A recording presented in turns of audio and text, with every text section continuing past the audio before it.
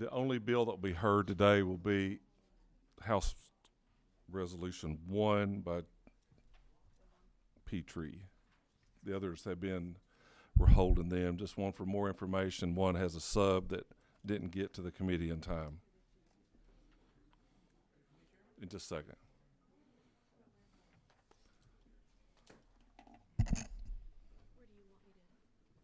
Just sit right here. Since you're going to be you're on the program. Okay, thank you for being here. Come on up, Courtney. Are you trying to get the answer? Okay, so appreciate y'all's flexibility. This is the world we're in at times, and I'm sorry it took us. There's no apologies. It's just the way it is. We're glad you're here now. Welcome you. I always thought, are there any teachers that are here today with us? No active teachers. I know you got one right there raising her hand. Where are you a teacher at? Okay, you're ready. Okay, gotcha. Well, there are a whole bunch of them here today. And just talking to us on the rope line, and I don't know if any of them stayed around. I know there are a bunch from Camden County in my office this morning. We sure do appreciate the work that they do. I'm going to start us off with a little word of prayer, and then we'll take off. Bow our heads, please. Heavenly Father, thank you for letting us be together and, help us doing great work for the children of Georgia. Please look over us. Keep us safe in this weather. Please look after Chairman Lynn Smith's husband.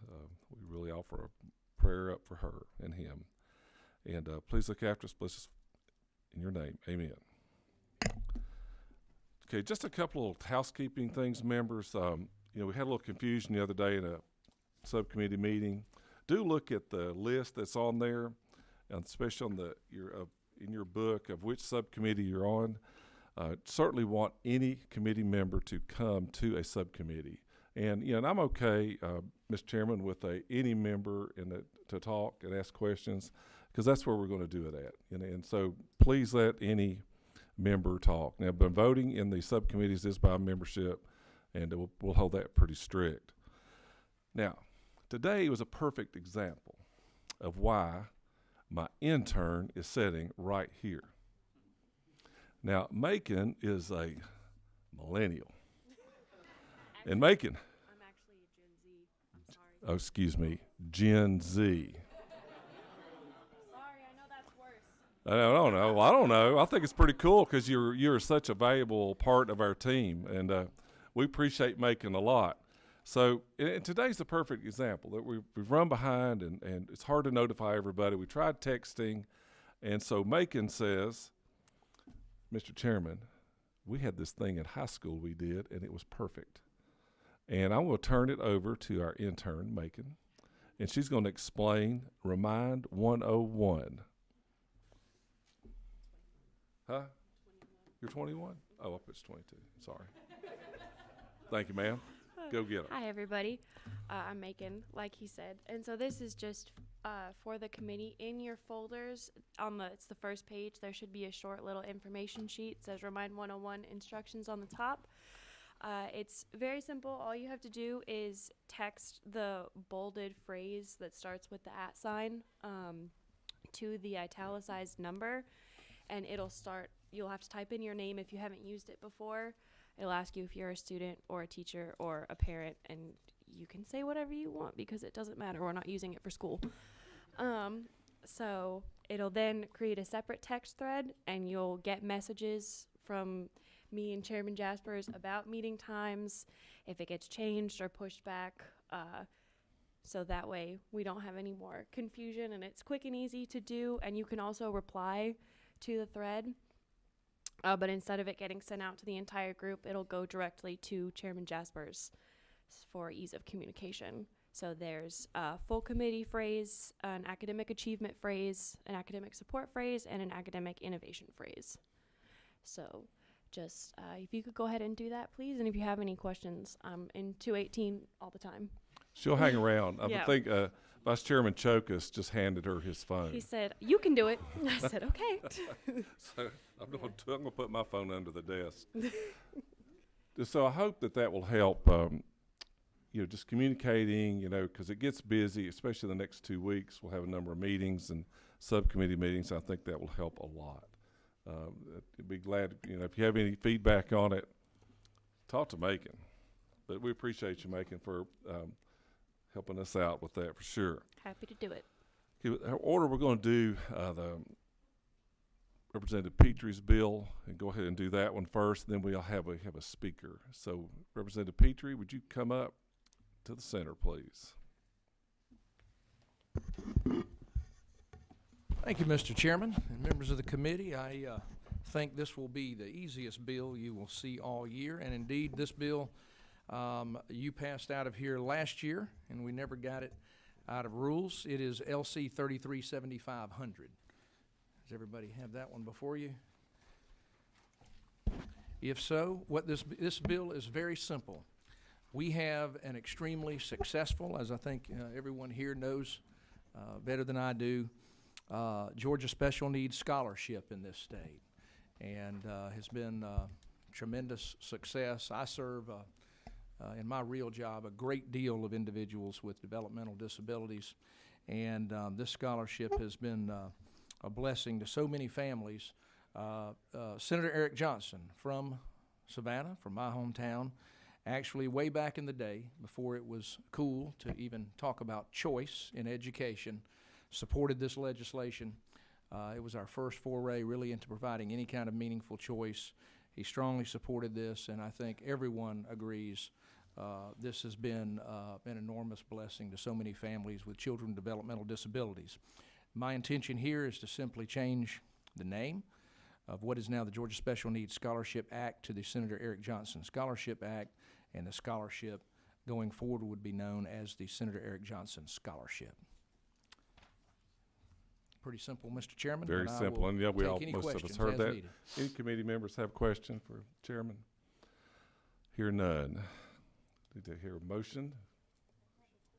Got a motion second? Oh, you got a question? Well, just push that button.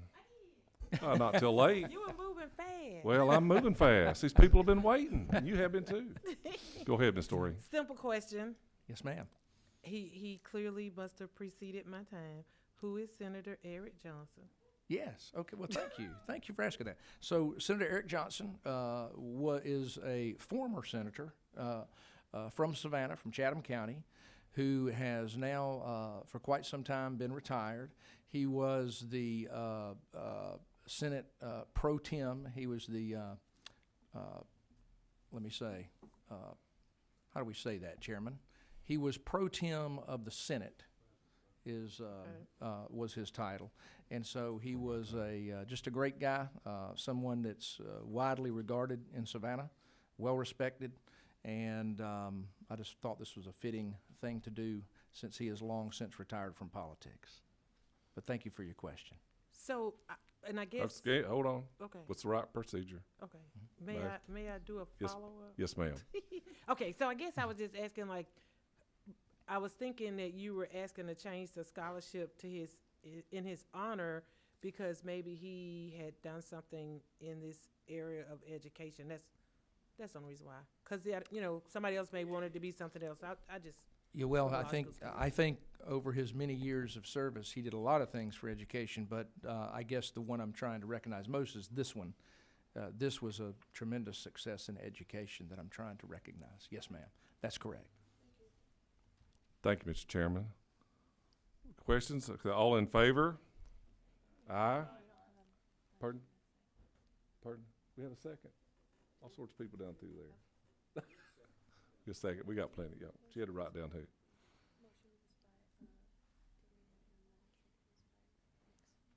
Okay. Moving too quick. I'm sorry. We have all in favor? Aye. Any opposed? No? Like sign. Thank you. Thank you, Chairman. Mr. Chairman. And thank you, Appreciate the work Megan. he did. Okay, one little bit of cleanup, or it's not really. We're going to sign a bill that was put in committee, H.R. 791, to academic support. Just make it notify everybody of that one. So for just in a part of our education, Ms. Helen Sloat, was she here?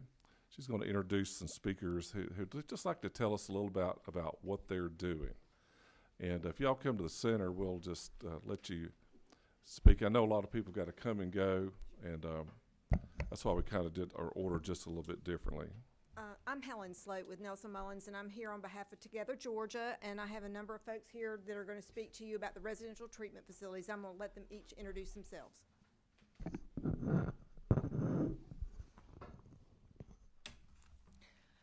Good afternoon. My name is Allison Evans, and I am the CEO and president of the Methodist Home for Children and Youth located in Macon, Georgia. I'm also here representing as the chairman of Together Georgia, which is a statewide association of providers who deal with children within the child welfare system. Some familiar names to you might be Georgia Baptist Children's Home, Twin Cedars, also doing business as Georgia Industrial Children's Home, Devereaux, Hillside, Murphy Harpst, Morning Star in Glenn County.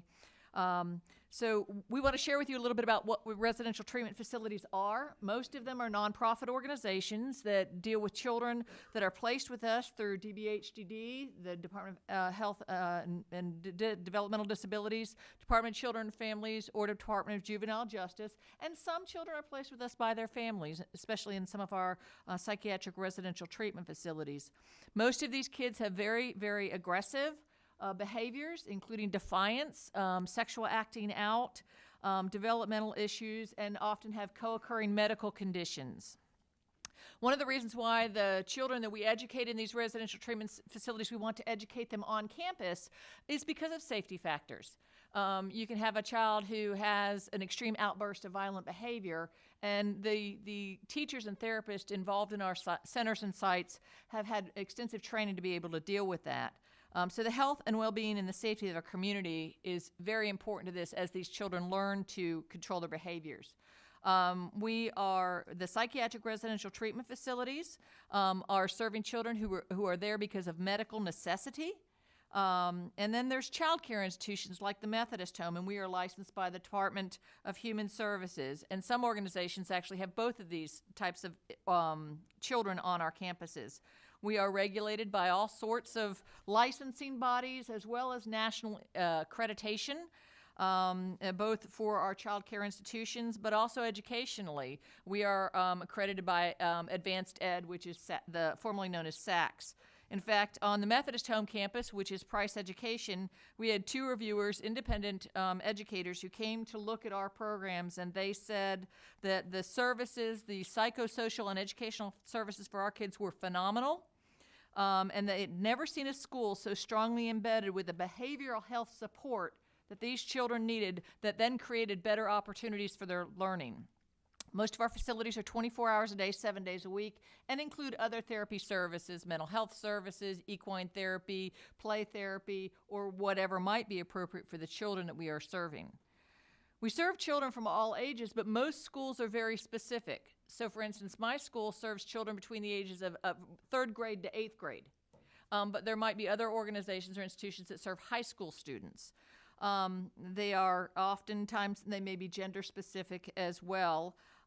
So we have a program on our campus called the STARS program, which deals with boys between the ages of 6 and 12, where the exposure that they have had to either sexual abuse or significant pornography has so much been embedded in their bodies and in their brains that they do not know how to be appropriate around other kids their age and may have acted out against those kids. And so that's why they need to be in a specialized educational program. I want to tell you about a little boy real quickly before I turn it over. I'm not going to use his name, but he's a little tornado. He's about this tall. And within 48 hours of coming to our campus, and our school seats 30 children, everybody on our campus, all the adults and all the other children, 80 plus that live there, they knew him by name. Because that little tornado had kind of come in, and we had broken windows, and we had torn up furniture, and we had all kinds of things. But he settled down, and he did a really good job. And his principal said, you know, Allison is truly amazing. I'm not sure anybody has ever praised him for positive behaviors and positive academic growth because they've only seen the little tornado behavior. We were able to keep him for a year in our program and got him graduated to the next grade level. He spent the summer with us. This year, his tornado grew, and he became a big tornado. And unfortunately, he got beyond our scope and capacity to care for and likely went to one of those psychiatric residential treatment facilities. His tornado isn't his fault. It's what's going on inside him and what's churning inside of him. But I would plead his case, saying that if he had been in a regular school system, he'd had frequent flyer miles down to the principal's office or the detention center instead of progressing forward with another year of passing in his grades. So when you think about dealing with the residential treatment centers, either within the budget, within the system, we want you to know that we are caring for these fragile children, and we are so thankful for your support. I'm going to now introduce to you Dr. Christina Kennedy, who's one of the principals for one of the schools at one of our sites. Hi, my name is Christina, and I am the Education Director at Hillside, and we are here in Atlanta, part of Atlanta Public School System, and we are one of the psychiatric residential treatment centers. So we take the highest level of care with our children, and they're the highest needs kids in the state. So the type of kids that we get are children that have multiple disability categories. They can be bipolar, depressed. The majority of children that come to Hillside have tried to commit suicide, and they come straight to us from the short-term hospitals because they're not safe to go home. So we do very much specialize in the types of treatment that we provide at the different facilities. We also have children that have schizophrenia. They may have autism. We have a lot of anxiety. Kids that are not successful in the regular school setting. Many of our kids come to us and they have not been in school for months because they have such high anxiety that they cannot go sit in a school building with other kids. So they're unable to be in the traditional settings. The residential treatment facilities are addressed in code OCGA 20-2-133. There are about 20 residential schools in the state of Georgia, and at any given time, we might be serving 700 to 800 students in our schools. As you said, all of our schools are accredited through SACS or Advanced Ed or some other accrediting agency, so we're all independently accredited and not just through our local school system. So we have all gone through a very strenuous process to ensure that we're providing the top level of care for our kids as far as the education piece goes. We do all have memorandums of understanding with our local school systems that we have to sign off on each year, saying what they will provide, what we will do, but we all have to meet the same level of accreditation, of reporting, of testing, everything that a regular public school has to do, we have to do the same thing. So our kids take the milestones, even if they're not even safe to be in the building, they have to take the milestones, which is something I have an issue with, but we'll talk about that another time. So we're having to do the same things. Our teachers have to be highly qualified, they have to be certified, generally in multiple areas, because they may be teaching middle school science one week. 2 weeks later, the majority of our kids are high school, and it's, hey, guess what? Can you teach high school lit? So you have to be highly qualified in just about everything and flexible to move depending on our population at the time. Our length of stays differ from facility to facility. It really depends on the type of kids that we get. So we may have students in a facility for a year, sometimes 2 years when I first started a long time ago. And then now with some of my high school kids, they may be with us 30 to 45 days. So our transiency is a huge issue that we have to address all the time. We all offer some type of summer programming. We do our best to keep the kids engaged, because if they're not engaged in having a structured day, then that's where the thoughts start to come in, the trauma starts to come back. So we try to make sure that our kids are academically engaged and engaged in therapeutic recreational activities all summer long as well. We all employ tutors to make sure that they're getting an even extra layer of academics if they need it, because many of our kids come in very far behind academically. We might have high school kids that really can't even read at an elementary level, or elementary kids that are just learning the alphabet. So you have to be very specialized and provide multiple layers of support. Most of our kids come from a background of trauma and abuse and neglect, and they all need something therapeutic to kind of get them through, which is what we feel our job is. Our teachers are very dedicated and motivated, so we're not just dealing with the academic components, we're also dealing with the trauma and the abuse. So our teachers go through very specialized training in how to get these kids to feel safe, to open up, to start to trust people again. And that's when that happens, that's when you can actually start the teaching process. So it takes a very special person to work in our centers. We have paraprofessionals and things just like a regular school would, and we try every day to make an impact. The cuts in the RTF grant funds may seem like a drop in the bucket, compared to some of your other budgets, but for us, as a small facility, I'll say at Hillside, that budget is 41% of our total operating budget. So it would be devastating. We're not talking about textbooks or materials and supplies, which we have to beg for. We're talking about actual teachers sitting in a classroom. So I would appreciate your support and not cutting. Don't take away our money. Good afternoon. I'm Juanita Stedman. I'm the executive director of Together Georgia. Prior to that, I was a juvenile court judge for 16 years in Cobb County, and it has truly been a privilege for the last 2.5 years to represent these folks. And they were the folks who came in front of me in a courtroom who I consider boots on the ground. Macon, don't go anywhere because I need to give you a job offer because I had a millennial when I was a judge for 16 years, and I don't have anybody like that anymore. So Macon, if you're looking, you could just ride in the car with me, and I'll just give you my phone, and you can do with it whatever you want to do. There are a lot of challenges to these schools, and the challenges are there because of the children that they serve. The one thing I think that we have to all remember is that they're Georgia's children. They're Georgia's children because they really don't have parents. Many of them don't. They come to these centers, and they may come one day, and they may disrupt and be gone the next day. Or they may come, and they may be there for 30 days if they're fortunate. And I will tell you that as a judge, the most difficult children I placed into these residential treatment centers. They were the children that kept me awake at night. They were the children that any judge on the bench that's on a juvenile court bench will tell you that you wake up at night and wonder not just what's going to happen with them tomorrow, but what's going to happen with them that's going to result in them being able to not be in prison, and for them not to be trafficked, and for them not to be homeless.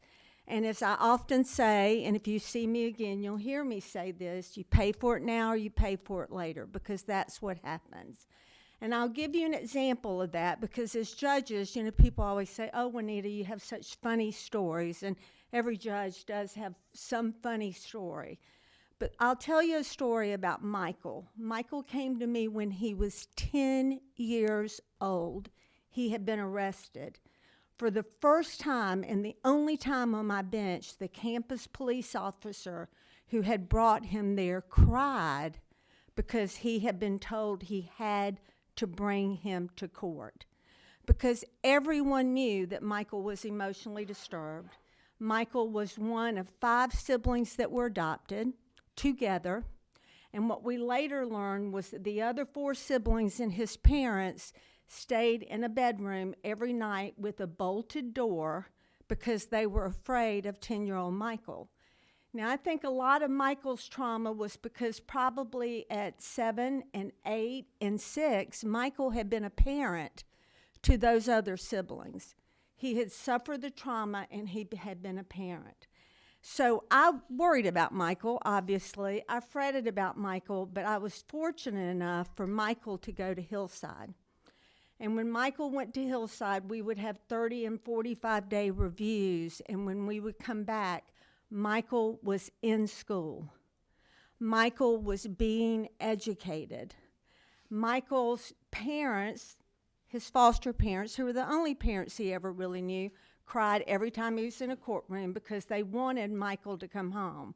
Michael was not going to be successful at home, and he certainly was never going to be successful in a regular educational setting. So Michael went into a specialized foster home and continued in that education setting in Hillside. And we all have those stories, but what happens is this. Because of that, Michael got an education. Because of that, Michael has a job. And for all of us, because of that, Michael is paying taxes instead of being someone that we're using taxpayer monies to pay for. So, yes, I'm very passionate about these schools, and I had no clue about what non-QBE meant versus QBE. I barely knew what QBE meant, except that I knew that from my own little school system of Marietta City Schools. But what I do know is that to cut one of these schools 41% is significant, because the school systems cannot educate Michael. And if there's 770 kids in these schools, or if there's 800, or if there's 650, they're all Michaels in some way or the other. So I urge you, when you're looking at this budget, we certainly will come and talk to you and talk to some of you individually, but to really look closely when we're talking about cutting and making a cut. One of the concerns I have is this. When you look at that cut, the Department of Education made a cut of the number of school days these children would be in school. That cut wasn't made by the local school system. It wasn't made in conversation with our schools. It was made, I guess, as a budget cut. And I may not understand that, and I know some of these DOE people back here, and they'll grab me and try to educate me, and I get that. But these children need every day of school that they get. They need more than every day. So I urge you, after I hire Macon, but I'll wait till you're finished with your session so you won't really be mad at me. But I really urge you to look closely at this and to ask us questions about it, because these are the children. They're your children. They're my children. They're the children of the state of Georgia. Nobody else is going to take care of them other than you. And this committee and the House Representatives Committee, that's who has to take care of them. So I urge you to do that. So thank you very much, but come find me, I'm telling you. Thank you. Thanks, Sean. Oh, yeah. Yeah, there's a couple of questions for you. Representative Stovall. Thank you, Mr. Chairman, and thank you all for the presentation. I was curious as to, I'm assuming that your funding is coming from, I guess, because you're not a traditional school, so I was just curious about how your funding is allocated, and yeah, that was the question. How is your funding allocated? And I know it's based on the FTE count, so since you all are not, like I said, a traditional school, I understand it, but I was wondering how you all are done. So we earn QBE dollars that are funneled through our local school systems. And then we also have the residential treatment facilities grant, which is the non-QBE that we're talking about now. And that is to cover the local share, which we don't get to participate in for the local school systems. But we do also get Title I and like neglected and delinquent and that type of funding. And I would also add that many of us being nonprofits reach out for charitable dollars to help supplement that as well, which maximizes and leverages the opportunities that we have for the children in our care. Thank you, Mr. Chair. Thank you. Let's see, is that Becky? Yes, ma'am. Yeah. Go ahead. Thank you. And I know when you and I had talked at the Education Appropriations Committee meeting, you were telling me that the high school students maybe were staying in a less amount of time, but it was due to insurance. Is that right? So do all of your children, or all of the children in your facilities on some type of health care from the state? And do you receive those health care dollars too, or how does that work? And why was it that younger children can stay longer and older children can't? You might be able to answer this a little more in depth. For us, at Hillside anyway, our younger children tend to be more of the children that are in state custody, so they're funded through AmeriGroup, which is the privatized Medicaid model or whatever, whereas our older children, a lot of them are placed and are using private insurance funds, but we take all different types of funding, so it's different for every child. And I would say in our organization, we have 120 kids, and 3 of them are privately placed kids. Right. So the better part of them are state kids that are there. With the experience that we're having, Price Academy is listed in that spreadsheet, is that with the Families First Act, the state of Georgia is not placing as many children under the age of 12 in congregate care or child care institution settings. They want them in foster homes. So that's been a change for our school. And so our FTE numbers and our average daily attendance has gone down.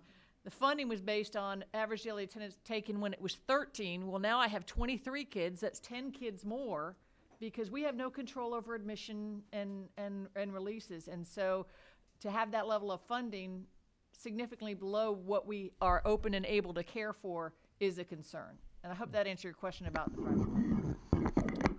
One thing that we have suggested as a group is to just maybe hold this harmless, not do anything with it, and let us as a group meet with the Department of Education this summer and look at, is this funding formula working? Are you truly comparing apples to apples? You know, should it be looked at in a different way instead of doing this cut that will certainly harm them for the next year, and not be looking at what what's really out there and what's really happening? So I'm sure you've been in contact with Chairman Dickey and Yes, we Chairman met with him Dempsey yesterday. and Chairman Yes. Dempsey. I'm Yes. sure both you're across all of those. I have their cell phone numbers and I know how to use them. Here, too. here. Yeah, we are all good at that. Is there a way? I'm just curious, just for me, is there a waiting list for people to go into residential? We have a waiting list generally. Yes. Okay. And that's part of when you have your psychiatric care places like a Hillside and a Amerigroup, it has to be a medically necessary placement. So yes, there's a waiting list. Where are those people at in the meantime? Curious. Okay, the real answer is some of those kids are in hotels. And you know that, and you hear about that. Some of those kids, because there's not anywhere else for them to be placed, and they've been in 10, 12, 13 different placements that they've disrupted, they may be placed in a hotel at the cost to the state, and that's through the Department of Family and Children's Services. Okay. And just lastly, I'm just curious now that y'all do the God's work. I mean, I don't think, I can't imagine. I mean, but so how finding employees? I mean, what are they? You're fine. I'm a curious person, but what training do they have? Or you have a hard time locating people, or what? It's extremely difficult. For me, I have a population turnover probably of teachers, maybe 40 to 50% every year, and I have to start with brand new people because our teachers are not necessarily paid on the same pay scale as the local school system. They don't get the teacher's retirement. They're not on the state benefits plan. So while they may love the kids and what they're doing, it's kind of greener on the other side. And so they'll leave us for a few years and realize, you know what, I miss working with these kids, and they might come back. Sometimes they do, sometimes they don't. My teachers all have to meet the same state criteria, so that part's easy. But I think with the direct care staff that you may be referring to, most of these guys are fresh out of college. They're coming to us with criminal justice degrees, sociology, psychology, those types of things that they really need to kind of get their feet wet, see what they want to do, and then they're going to have to go back to schools to have, back to school to have a career. So they're pretty young, and the turnover is very high. These kids are awesome and they're a lot of fun, but they will also burn you out pretty quickly. Oh, yeah. Any other members? Oh, I'm sorry. Yes, sir. Representative Hill. Thank you, Mr. Chairman. I have just one question, please. Who sets the time limit on these kids, how long they can stay there? Because I'm sure you'll see somebody like little Michael or somebody who needs an extra so many days under your care. Who establishes that time frame? That can really be twofold, and I can give you an example as with Michael. I have decided that maybe I was the meanest judge in the whole state of Georgia now that people are coming back and saying, because I would set the time limits. I would say he's not ready. Some judges can't and won't do that. Maybe I was just older and had been around longer, but often it's set by where is the next placement. Where is that child going to go? If they're there through insurance, if they're there through state insurance, then the time limit often gets set, and I think not correctly so, but often gets set by folks who aren't treating the kids but are insuring the children. I hope that was a politically correct way to say it. Judge, I can also. There are all kinds of other pressures to get kids back with home, back with family, and those types of things. and sometimes those are on somebody else's timetable. Nothing frustrates me more when they say, okay, Charlie's going to court tomorrow. Oh boy, they sent him home, and you're right in the middle of a school year. You know, it's just absolutely, it's sometimes crazy. We've had kids go to court not knowing they were going home, and we never see them again. We get a message to pack their bags up, and we never got to say goodbye. I will say, though, at least in my district, my school district, Bibb County, Dr. Curtis Jones, when I had some kids that were getting ready to get moved to a different placement, and I picked up the phone and called him and said, Dr. Jones, are you willing to make an exception to our agreement? The foster parent is willing to drive these kids to and from the Methodist home because we're in early April, and they need to finish through May. Will you make an exception to our local agreement that these two kids can stay in our schools, finish their grades, and then start next year? And he said, absolutely, without question, whatever's right for those kids, we're going to do it. So we've got some good folks out there who really do care about where our kids are educationally, and will step out in that way. Okay, we are up against 3 o'clock. So, members, there some of y'all have questions I see, and I think Ms. Carter, Matthew, they would like to ask a question after we adjourn. But we're adjourned. Ways and Means, as Chairman Harrell is, look at him, breathing down my back. Thank you. Thank you, ladies.